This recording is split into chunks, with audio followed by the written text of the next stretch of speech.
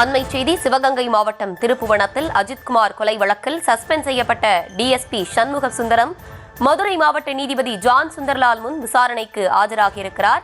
விரிவான விவரங்களோடு இணைகிறார் எமது செய்தியாளர் மகேஷ். வணக்கம். தொடர்ந்து நீதிபதி 4வது நாளாக விசாரணை மேற்கொண்டு வரக்கூடிய நிலையில் டிஎஸ்பி தற்போது ஆஜராகி இருக்கக்கூடிய நிலையில் எவ்வளவு நேரம் டிஎஸ்பியிடம் விசாரணை நடக்க இருக்கு? விரிவான விவரங்கள் என்ன? நிச்சயமாக ரஷினி, அஜித்குமார் கொலை சம்பந்தமாக நேற்று 3ஆம் நாள் பல்வேறு விசாரணையானது நடைபெற்ற நிலையில் தொடர்ச்சியாக 4வது நாளான இன்று 8 மணிக்கே விசாரணையை தொடங்கினார் நீதிபதி.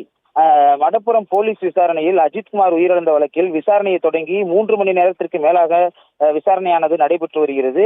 திருப்புவனம் காவல் நிலையத்தில் 28ஆம் தேதி பணியில் இருந்த காவலர்கள் அனைவரும் வரவழைத்த நிலையில் சாதாரண உடையில் திருப்புவனத்தில் பணியாற்றும் போலீசார் வெளியில் நிறுத்தப்பட்டு உள்ளே சென்ற நீதிபதி நிகிதா புகார் கொடுத்த இடம், அஜித்குமார் அமர வைக்கப்பட்ட இடம் ஆகியவற்றை பார்த்த நீதிபதி காவல் நிலையத்தில் உள்ள சிசிடிவியையும் ஆய்வு செய்தார்.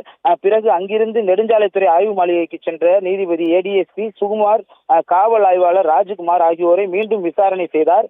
அதனைத் தொடர்ந்து அஜித் குற்றப்பிரிவு போலீசார் அடித்து கொலை செய்த 28ஆம் தேதி பணியில் இருந்த துணை கண்காணிப்பாளர் சண்முக சுந்தரம் சஸ்பெண்ட் செய்யப்பட்ட நிலையில் தற்பொழுது அவரும் வரவழைக்கப்பட்டு நீதிபதி ஜான் சுந்தர்லால் முன் ஆஜராகி விசாரணையானது தொடர்ந்து நடைபெற்று வருகிறது. விவரங்களை வழங்கியமைக்கு நன்றி மகேஷ்.